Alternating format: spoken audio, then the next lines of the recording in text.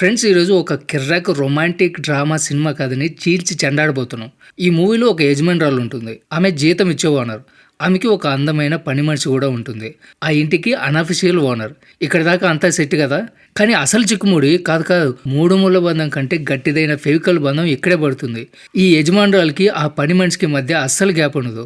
వాళ్ళని చూస్తే అక్క చెల్లెలు కూడా చిచి మేము ఇంత క్లోజ్గా లేమని సిగ్గుపడుతూ ఉంటారు. ఈ ఓవర్లోడింగ్ ప్రేమ చూసి ఆ యజమానురాలు మూడు రోజు బీపీ టాబ్లెట్లు వేసుకుంటూ ఉంటాడు. అసలు సెస్లైన బుర్ర వేడెక్కించే ట్విస్ట్ ఏమిటంటే, భార్య భర్తలు ఏకాంతంగా ఉన్నప్పుడు, అంటే ఆ సీన్ జరుగుతున్నప్పుడు ఈ పని మనిషి పక్కన కుర్చీ వేసుకుని క్రికెట్ మ్యాచ్ చూస్తున్న ఎంపైర్ లాగా లైవ్ టెలికాస్ట్ చూస్తూ ఉంటుంది. ఏంట్రా ఇంత విచిత్రమైన కదా, డైరెక్టర్ గంజాయి కొట్టి రాశాడు అనిపిస్తుందా? అసలు ఈ ముగ్గురు మధ్య ఉన్నది ఏ రకమైన సంబంధం? ట్రయాంగిల్ లవ్ స్టోరీనా, లేదా by one get one free scheme లాంటి తిరగాస్ ఏమైనా ఉందా? చూసి తరిద్దాం రండి. సోఫియా అనే అందమైన అమ్మాయిని చూపించడంతో మూవీ స్టార్ట్ అవుతుంది. ఈ అమ్మాయి ఈవా అనే ఒక మహా ధనవంతురాలి ఇంట్లో పని మనిషి. ఇది అఫీషియల్ జాబ్ టైటిల్ మాత్రమే. అన్అఫీషియల్గా తానే ఆ ఇంటికి హోమ్ మినిస్టర్, ఫైనాన్స్ మినిస్టర్, చివరికి డిఫెన్స్ మినిస్టర్ కూడా. అంటే ఆ ఇంటి రిమోట్ మొత్తం ఆవిడ చేతుల్లోనే ఉంటుంది. సోఫియా అంటే ఈవాకి చాలా ప్రాణం. ఎంతలా అంటే ఈవా బాత్రూమ్కి వెళ్ళినా కూడా సోఫియా బయట Z+ కేటగిరీ సెక్యూరిటీ లాగా కాపలా కాయాలేమో అన్నట్టుంటుంది వీళ్ళ బంధం. నీడలాగా 24/7 పక్కనే తిరుగుతూ ఉంటుంది. చూడ్డానికి ఇద్దరు అక్క చెల్లెలాగా ఉంటారు. కానీ Aadhaar card, ration card papers మీద మాత్రం సోఫియా ఒక పని మనిషి. ఈ లాజిక్ ఏంటో ఆ బ్రహ్మదేవుడు కూడా కనిపెట్టలేడు. తర్వాత ఈవా తినడం దగ్గర నుంచి స్నానం చేయడం వరకు అన్ని సోఫియానే దగ్గరుండి చూసుకుంటూ ఉంటుంది. పాపం ఆ మొగుడు జోస్కి భార్యతో రొమాంటిక్గా టైం స్పెండ్ చేద్దామంటే మధ్యలో ఆ పని మనిషి ఒక ఫ్రీ అటాచ్మెంట్ ప్యాకేజ్ లాగా అంటుకుని వస్తూ ఉంటుంది. ఆ అతి చనువే జోస్కి అస్సలు నచ్చదు. ఏంట్రా ఇది, నేను పెళ్లి చేసుకునేది ఒకరినా ఇద్దరినా, నా పెళ్ళమా లేదా నీ పెళ్ళమా అని డైరెక్ట్గా అడగలేక రాత్రిలో దిండును కొరుకుంటూ లోపల కుమిలిపోతూ ఉంటాడు. అంతేకాదు అర్ధరాత్రి పూట పాపం ఈ జంట గాఢ నిద్రలో ఉంటే సోఫియా దెయ్యంలాగా సడన్గా రూమ్లోకి వచ్చి, సార్ మూలల్లో దుమ్ము పేరుకుపోయింది అంటూ వ్యాక్యూమ్ క్లీనర్ ఆన్ చేస్తుంది. ఆ సౌండ్కి వాళ్ళకి గుండాగి మళ్ళీ రీస్టార్ట్ అవుతుంది. ఈ విషయం మీద ఇంట్లో రోజు మూడో ప్రపంచ యుద్ధం జరుగుతూ ఉంటుంది. అప్పుడు జోసు ఆ సోఫియాను దూరం పెట్టు, మన బెడ్రూమ్నైనా వదిలేచ్చు కదా అని చెప్తాడు. ఈవో మాత్రం తను నా చెల్లి లాంటిది, నువ్వు అర్థం చేసుకోవట్లేదు, తను నా టాకింగ్ టెడ్డీ బేర్ అంటుంది. మధ్యలో మన హీరో జోసు రెండు గొడవల మధ్య నలిగిపోయే శాండ్విచ్లో ఆలులాగా మాడి మసైపోతూ ఉంటాడు. అసలు వీళ్ళు ఇంతలా గమ్ము బాటిల్ లాగా అతుక్కుపోయి ఉండడానికి ఒక పెద్ద ఫ్లాష్ బ్యాక్ ఉంది. కొన్ని సంవత్సరాల క్రితం ఈవా వాళ్ళ ఇల్లు అగ్ని ప్రమాదంలో కాలిపోతుంది. ఆ మంటల్లో ఈవా వాళ్ళ అమ్మ, సోఫియా వాళ్ళ అమ్మ నాన్న చనిపోతారు. కానీ అదృష్టవశాత్తు మన ఈవా, సోఫియా ఇద్దరు బ్రతికిపోతారు. ఇక్కడ కథలో అసలైన సిమెంట్ పునాది పడుతుంది. ఈ ప్రమాదంలో సోఫియా అనాథైపోతుంది. దాంతో ఈవా వాళ్ళ నాన్నే పెద్ద మనసు చేసుకుని సోఫియాని దత్తత తీసుకుంటాడు. అప్పటి నుంచి ఇద్దరు అక్కా చెల్లెలాగా పెరుగుతారు. కానీ ఇక్కడ ఒక చిన్న లాజిక్ మిస్ అయిపోతుంది. ఎంత చిన్నదంటే భూతద్దం పెట్టి వెతికినా కూడా దొరకదు. సోఫియా వాళ్ళ తల్లిదండ్రులు పనివాళ్ళు కాబట్టి పెద్ద అయ్యాక సోఫియా కూడా ఆ ఇంట్లో పని మనిషిలాగే మారిపోయింది. దత్తత తీసుకున్నారు కానీ ప్రమోషన్ ఇవ్వడం మర్చిపోయారు. వారసత్వంగా ఆస్తి కాదు, పని మనిషి ఉద్యోగాన్ని ట్రాన్స్ఫర్ చేశారనమాట. ఒకరోజు ఈవా వాళ్ళ నాన్నకి ఆరోగ్యం పాడైపోతుంది. ఆయన చనిపోయే ముందు సోఫియాతో, ఏది ఏమైనా సరే నువ్వు ఈవాని వదిలిపెట్టకూడదు, ఫెవికల్ కంటే స్ట్రాంగ్గా అతుకుని ఉండు అని ఒక ప్రామిస్ తీసుకుంటాడు. ఈ ఒక్క మాటతోనే సోఫియాని ఈవాకి పర్మనెంట్గా అతికించేశారనమాట. కట్ చేస్తే మళ్ళీ ప్రెజెంట్లోకి వస్తాం. ఒకరోజు ఈవా స్నానానికి రెడీ అవుతూ ఉంటే సోఫియా ఏదో హిమాలయాల నుంచి తెచ్చినట్టు స్పెషల్ మూలికలు తీసుకుని వేడి నీళ్ళల్లో కలుపుతుంది. ఇది స్నానమా లేక ఏదైనా వశీకరణ ఆయుర్వేద చికిత్స అని మనకి డౌట్ వచ్చేంతలా సీరియస్గా చేస్తుంది ఆ పని. ఆ మూలికలతో ఈవాని స్నానం చేయిస్తూ సోఫియా ఆమెని తాకే విధానం చూస్తుంటే వేరే విధంగా ఉంటుంది. అది దూరం నుంచి చూస్తున్న మన హీరో జోస్కి ఫ్యూజులే కాదు, ట్రాన్స్ఫార్మరే పేలిపోతుంది. అతని ముఖంలో రంగులు మారిపోతాయి, తెల్లమొహం పెడతాడు. ఏంటిది, ఈ సీన్ ఏదో తేడాగా ఉంది, నా భార్యకి పని మనిషి స్నానం చేయించడం ఏంటి, నా శాంతి భద్రతలకు విఘాతం కలుగుతుంది అనుకుంటాడు. తనకి అనుమానం అనే పురుగు కాదు, ఒక అనకొండ చెవులు దూరుతుంది. ఇక్కడ నుంచి అసలు రచ్చ మొదలవుతుంది. అప్పటి నుంచి సోఫియా మీద చిరాకు పీక్స్కి వెళ్తుంది. ఆమె ఏం చేసినా ఏం మాట్లాడినా జోస్ క్లాస్ పీకడం స్టార్ట్ చేస్తాడు. ఆ స్పూన్ అక్కడెందుకు పెట్టావు, నువ్వు గాలి పీల్చడం నాకు నచ్చలేదంటూ ప్రతి దానికి ఒకటే లొల్లి. పాపం సోఫియా తనలో తానే సంతోషంగా ఉండేందుకు ట్రై చేస్తూ ఉంటుంది. ఒంటరిగా అనిపించినప్పుడు తన రూమ్లోని ఫోటోలతో, హాయ్ అమ్మ, హాయ్ నాన్న, ఈరోజు యజమాని నన్ను 15 సార్లు తిట్టాడు, రికార్డ్ బ్రేక్ అని మాట్లాడుకుంటూ టైం పాస్ చేస్తూ ఉంటుంది. అంటే పరిస్థితి ఎంత దారుణంగా ఉంటుందో అర్థం చేసుకోండి. అలా ఒకరోజు సోఫియా తన రూమ్లోకి వెళ్తూ ఉంటే ఈవా రూమ్ నుంచి కొన్ని శబ్దాలు వినిపిస్తాయి. అవి వేరే శబ్దాలు. అంతే, అక్కడే ఆగిపోతుంది. ఆ శబ్దాలు వినగానే సోఫియాకి విషయం అర్థమైపోతుంది. లోపల జోస్ ఈవా మధ్య రొమాంటిక్ సీన్ నడుస్తూ ఉంటుందని. ఆ వేడి గాలులు తనకి తగలగానే సోఫియా లోపల కూడా ఒక తుఫాన్ మొదలవుతుంది. వెంటనే తన రూమ్లోకి పరిగెత్తుకెళ్ళి ఒంటి మీద బట్టలన్నీ తీసేసి అద్దం ముందు నిల్చొని తనని తాను చూసుకుంటూ కంట్రోల్ సోఫియా కంట్రోల్ అని తన ఫీలింగ్స్కి తానే కంట్రోల్ ఇచ్చుకునే పనిలో పడుతుంది. కట్ చేస్తే నెక్స్ట్ డే మార్నింగ్ సోఫియా మార్కెట్కి వెళ్తుంది. అక్కడ స్టీవ్ అనే ఒక కూరగాయల కుర్రాడు కనిపిస్తాడు. సోఫియాకి అతని పైన చిన్న క్రష్ ఉంటుంది. ఎప్పుడు అతని దగ్గరే వంకాయలు బెండకాయలు తీసుకుంటూ ఉంటుంది. కానీ అతను చూడగానే ఆ అమ్మాయికి మాటలు రావు. కాళ్ళు వణికిపోతాయి. చేతిలో ఉన్న సంచి కింద పడుతుంది. ప్రేమ అంటే ఇంతేనేమో. తర్వాత ఇంటికి తిరిగి వచ్చిన తర్వాత సోఫియా ఫుల్ బిజీ అయిపోతుంది. ఇల్లంతా శుభ్రం చేసి వంట మొదలు పెడుతుంది. ఎందుకంటే ఆ రోజు ఇంటికి ఎవరో గెస్ట్లు వస్తూ ఉంటారు. ఆ పనిలో ఉండగా జోసు ఒక బాంబు బెల్చేస్తాడు. ఇంట్లోకి కొత్త పని మనిషిని పెడుతున్నాడంట.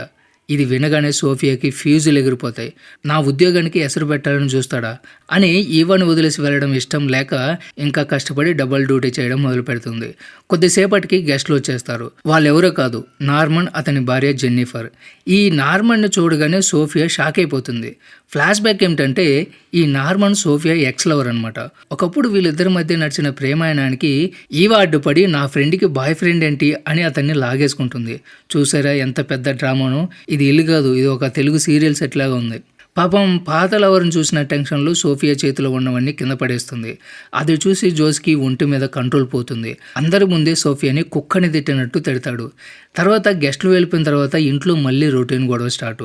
భార్య భర్తలు ఇద్దరూ సోఫియా గురించి అరుచుకుంటూ ఉంటారు. తర్వాత ఆ రాత్రి సోఫియా బాధగా తన రూమ్లోనే ఉంటే ఒక్క మాట కూడా మాట్లాడకుండా సైలెంట్గా సోఫియా పక్కన పడుకుంటుంది. ఆ విషయం సోఫియాకి ఒక విషయం క్లియర్గా చెప్తుంది.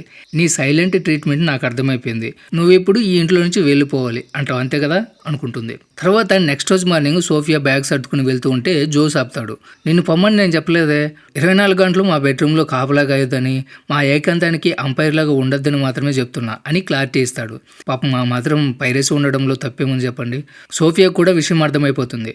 ఓకే సార్, ఇకపైన లైవ్ కామెంటరీ ఇవ్వనని చెప్పి మళ్ళీ పనిలో పడుతుంది. తర్వాత ఆ రోజు సోఫియా తన ఎక్స్ లవర్ నార్మన్ని కలవడానికి వస్తుంది. అక్కడ తన మనసులో బాధనంతా బయట పెడుతుంది. ఈవా వాళ్ళ నాన్న నన్ను కూతురులాగా చూసుకున్నారు, కానీ ఆ ప్రేమను పంచుకోవడం ఇష్టం లేక ఈవా నన్ను ఎప్పుడు కూడా తొక్కేయాలని చూసింది. నా లైఫ్ని ఒక ఫెయిల్యూర్ స్టోరీగా మార్చేసిందని ఏడుస్తుంది. వాళ్ళిద్దరూ అలా మాట్లాడుకుంటూ ఉండగా ఈవా ఎంట్రీ ఇచ్చి సోఫియాని లాక్కెళ్ళి జోస్ స్టూడియోలో పడేస్తుంది. అక్కడ వాళ్ళకి ఒక షాకింగ్ ఎదురవుతుంది. జోస్ చేసిన విగ్రహాల మధ్యలో ఒక పిల్లాడు దాక్కుని ఉంటాడు. పెళ్ళయి ఇన్నేళ్ళైనా కూడా పిల్లలు పుట్టలేదని బాధపడే ఈవా ఆ పిల్లాని చూసి దేవుడే అమెజాన్లో ఆర్డర్ చేసి పంపించాడు అని అనుకుని ఇంటికి తీసుకొస్తుంది. ఆ పిల్లాడికి స్నానం చేయించాలని చూస్తే వాడు గోలగోల చేసి ఈవాని ముప్పు తిప్పలు పెడతాడు. కానీ సోఫియా ఏంటి ఇవ్వగానే ఆ పిల్లాడు కుక్క పిల్లలాగా సైలెంట్ అయిపోయి స్నానం చేయించుకుంటాడు. ఈ సోఫియా చేతుల్లో పిల్లల్ని కంట్రోల్ చేసే ఏదైనా మ్యాజిక్ ఉందా? సర్లే, వెంటనే డాక్టర్ని పిలిపిస్తే ఆయన వచ్చి పిల్లాడిని చెక్ చేస్తాడు. పిల్లాడు ఫుల్ హెల్దీ, కానీ బాడీ మాత్రం రబ్బర్ లాగా సాగుతూ ఉంది. వీటితో జాగ్రత్త, ఎక్కడైనా సరే దూరిపోగలడు అని ఒక వింత డయాగ్నోసిస్ ఇచ్చి వెళ్ళిపోతాడు. ఈ పిల్లాడి వెనుకున్న మిస్టరీ అంటూ ముందు ముందు తెలుస్తుంది మనకి. తర్వాత ఆ రబ్బర్ పిల్లాడి అలర్ట్ చేష్టలకి ఈవాకి చెర్రెత్తుకొస్తూ ఉంటే మన జోస్ సోఫియా మాత్రం వాడి టాలెంట్ని పసిగడతారు. ఫ్లెక్సిబిలిటీలో వాడు ఒక యోగా గురువులాగా ఫీల్ అవుతూ ఉంటారు. అలా ఒకరోజు వీళ్ళంతా కలిసి ఒక జాతరకు వెళ్తారు. తిరిగి ఇంటికి వచ్చేసరికి గుమ్మం దగ్గర ఒక మ్యాజిక్ చేసి అతను నిల్చొని ఉంటాడు. అతను చూడగానే మన రబ్బర్ పిల్లాడు, అంటే ఆ పిల్లాడి పేరు విల్లీ, ఎక్కడో మాయమైపోతాడు. ఆ మ్యూజిషియన్ వీళ్ళతో మాట్లాడుతూ నా అసిస్టెంట్ చనిపోయాడు, వాడి కొడుకు విల్లీనే నా వారసుడు అని చెప్పగానే వీళ్ళకి విషయం మొత్తం అర్థమైపోతుంది. ఇంట్లో ఉన్నది ఆ విల్లీగాడే అని. విల్లీని తిరిగి ఇవ్వమని చెప్పి ఆ మ్యూజిషియన్ రకరకాల మ్యాజిక్లు చేసి భయపెట్టాలని చూస్తాడు. కానీ మన హీరోయిన్లు మాత్రం ఇదే మ్యాజిక్ రా నాయన, మా ఊర్లో గల్లీ పిల్లలు ఇంతకంటే బాగా చేస్తారు అన్నట్లు చూస్తూ ఉంటాడు. సో వాళ్ళు బెదరలేదు, విల్లీని కూడా ఇవ్వలేదు. ఇప్పుడు విల్లీ బాధ్యత మొత్తం సోఫియా తీసుకుంటుంది. ఇది చూసి ఈవాకి మళ్ళీ జెలసీ అనే పాత రోగం స్టార్ట్ అయిపోతుంది. సోఫియా ఈ బాధనంతా నార్మన్కి చెప్తే ఈవాని క్షమించు, తను పసిపిల్ల మనస్తత్వం అని సలహా ఇస్తాడు. ఆ దెబ్బతో సోఫియా మళ్ళీ నార్మన్కి దగ్గర అవడం మొదలు పెడుతుంది. ఒక పక్క పాత లవర్ నార్మన్, మరొక పక్క కొత్త క్రష్ కూరగాయల స్టీవ్. సోఫియా మనసు అటు ఇటు వేలు ఊగుతూ ఉంటుంది. ఏ ఛానల్ పెట్టాలో తెలియని కన్ఫ్యూజన్లో ఉంటుంది. నార్మన్ చూస్తే ఒక ఫీలింగ్, స్టీవ్తో టైం స్పెండ్ చేస్తే మరొక ఫీలింగ్. తర్వాత సోఫియా అలా స్టీవ్తో తిరిగి ఇంటికి రాగానే అక్కడ జోస్ ఫ్రెండ్ ఒక పోలీస్ ఆఫీసర్ ఉంటాడు. అతను ఒక బాంబు పిలుస్తాడు. కలుస్తాడు. ఆ మెజిషియన్ ఒక బ్యాంకు దొంగ. వాడికి ఒక సన్నగా రబ్బర్లో ఉండే పిల్లాడు హెల్ప్ చేశాడని మాకు డౌటు. ఆ పిల్లాడు మీ ఇంట్లోనే ఉన్నాడని మాకు అనుమానం. సెర్చ్ చేయడానికి వస్తున్నామని చెప్తాడు. ఇది వినగానే వీళ్ళకి ఒక కిర్రాకైన తలతెక్క ఐడియా ఒకటి వస్తుంది. ఆ సన్నగా ఉన్న విల్లుని గుర్తుపట్టకుండా చేయడానికి వాడికి ఫుల్లుగా బిర్యానీలు జిలేబులు తినిపించి ఒక బంగాళదుంపలాగా తయారు చేయాలని ఫిక్స్ అయిపోతారు. అదే టైంలో సోఫియాకి మరొక షాకు. తను ఇష్టపడే స్టీవ్ తన ఫ్రెండ్ని పెళ్లి చేసుకోబోతున్నాడని తెలుస్తుంది. సో తన లవ్ ఫెయిల్ అయిపోతుంది. కొద్దిసేపటికి పోలీసులు ఇంటికి వస్తారు. విల్లీని పిలిపిస్తే వీళ్ళు తినిపించిన ఫుడ్కి వాడు ఉబ్బిపోయి గుమ్మడికాయలాగా తయారైపోయి ఉంటాడు. అది చూసిన పోలీసులు వీడు కాదులే, వీడైతే లాకర్లోకి దూరే ఛాన్సే లేదు అని వెళ్ళిపోతారు. సో ఆపరేషన్ బంగాళదుంప సక్సెస్ అయిపోతుంది. అందరూ హ్యాపీగా సెలబ్రేట్ చేసుకుంటూ ఉంటారు. విల్లీ గెంతుతూ ఉంటే సోఫియా వాడి వెనకాలే పడుతుంది. అప్పుడే ఆమెకి ఒక సీన్ కనిపిస్తుంది. ఈవా, నార్మన్ ఒకరికొకరు కౌగులించుకుని ఉంటారు. అంతే, రెండు లవ్ కూడా ఫెయిల్ అయిపోతుంది. ఒకే దెబ్బకి రెండు పిట్లు అన్నట్టు ఒకేసారి రెండు హార్ట్ బ్రేక్లు అనమాట. తర్వాత సోఫియా బాధతో మార్కెట్కి వెళ్తూ ఉంటే స్టీవ్ వచ్చి నేను నిన్ను ప్రేమిస్తున్నాను, మా అమ్మ ఒప్పుకోవట్లేదు, నువ్వు ఓకే అంటే పెళ్లి చేసుకుని వేరే ఊరికి వెళ్ళిపోదాం అంటాడు. కానీ ఈవాని ఆమెకి ఇచ్చే ఫేవికల్ ప్రామిస్ని వదలలేక సోఫియా అతనికి నో చెప్పేస్తుంది. అలా కొన్ని రోజుల తర్వాత జోస్ ఇంట్లో ఒక పెద్ద పార్టీ ఇస్తాడు. విల్లీని దత్తత తీసుకుంటున్నామని అందరి ముందు ప్రకటిస్తారు. అందరూ కూడా ఈవాని భయంకరంగా పొగుడతారు. మీ నాన్నగారు సోఫియాని దత్తత తీసుకున్నారు, మీరు విల్లీని తీసుకుంటున్నారు, ఎంత గొప్ప మనసు మీది అని అనగానే ఇన్ని రోజులు సహించి ఊరుకున్న సోఫియాకి ఇప్పుడు కోపం కట్టలు తెంచుకుంటుంది. మైకు దొరకగానే అందరి ముందు బాంబు కాదు ఏకంగా అణుబాంబై పేలుస్తుంది. జోస్, డియర్ జోస్, నువ్వు బెస్ట్ ఫ్రెండ్ అనుకుంటున్న నార్మన్ నీ పెళ్ళాం లవరా? ఈరోజు వాళ్ళిద్దరూ ఏకాంతంగా గడిపారు, నేను కల్లారా చూశాను అని లైవ్ బ్రేకింగ్ న్యూస్ చెప్పేస్తుంది. ఆ మాటలకి నార్మన్ భార్య అక్కడే ఫిట్స్ వచ్చి పడిపోతుంది. పార్టీ మొత్తం రచ్చరచ్చ అయిపోతుంది. తర్వాత సోఫియా కోపంగా ఇంటికి వచ్చి బ్యాగ్ సర్దుకుంటూ ఉంటుంది. నేను ప్రేమించిన ప్రతి ఒక్కరిని ఈవా నా నుంచి లాగేసుకుంటుంది అని ఏడుస్తూ ఉంటుంది. అప్పుడే ఈవా కోపంగా వచ్చి అసలు నిజం, అసలు ట్విస్ట్ ఒకటి చెప్తుంది. హలో ఓవర్ యాక్షన్ క్వీన్, నేను తల్లిని కాబోతున్నాను, అది కూడా నార్మన్ చేసిన ప్రార్థన వల్లే జరిగింది, అందుకే థ్యాంక్స్ చెప్పి అతన్ని హగ్గు చేసుకున్నాను, అంతేగాని నువ్వు అనుకున్నట్లు కాదు, నీ బుర్రలో ఉన్న చెత్తని తీసేయి అంటుంది. ఈ మాట వినగానే సోఫియాకి ఫ్యూజులు ఎగిరిపోతాయి. తనది కేవలం భ్రమని అనవసరంగా సీన్ క్రియేట్ చేశానని తెలుసుకుంటుంది. తర్వాత ఇద్దరు ఒకరినొకరు క్షమించుకుని ఏడుస్తుండగా సినిమాటిక్ రూల్ ప్రకారం ఇంట్లో మంటలు అంటుకుంటాయి. సోఫియా తన తప్పు వల్ల ఇదంతా జరిగిందని ఫీల్ అయినా కూడా వెంటనే ధైర్యం తెచ్చుకుని తనని గర్భవతిగా ఉన్న ఈవాని ఆ మంటల నుంచి ఫైర్ ఫైటర్ లాగా మారి కాపాడుతుంది. చివరికి ఈవా ప్రోత్సాహంతో సోఫియా స్టీవ్ని పెళ్లి చేసుకుంటుంది. ఇప్పుడు రెండు కుటుంబాలు కూడా సంతోషంగా ఉంటాయి. ఈ సీన్తోనే మూవీ ఎండ్ అవుతుంది. అయితే లాస్ట్లో ఒక చిన్న నోట్ ఏంటంటే, జోస్ ఇప్పటికీ తన బెడ్రూమ్లో రాత్రిపూట లోపల నుంచి 3 తాళాలు పెట్టుకుని డోర్ కింద దుప్పటి అడ్డంగా పెట్టి పడుకుంటున్నాడంట, ఎందుకు వచ్చిన రిస్క్ అని. సో ఇది ఫ్రెండ్స్ ఇవాళ video. Don't forget subscribe. Thanks for watching.